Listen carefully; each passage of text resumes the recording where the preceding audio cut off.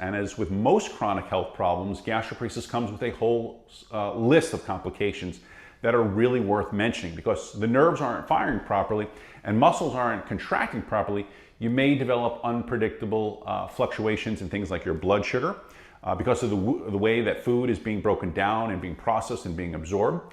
You may experience nutrient malabsorption or maldigestion. This often leads to vitamin and mineral deficiencies.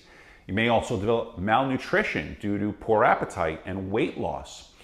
Some people with gastroparesis suffer with terrible vomiting, so they become dehydrated and develop all kinds of electrolyte imbalances.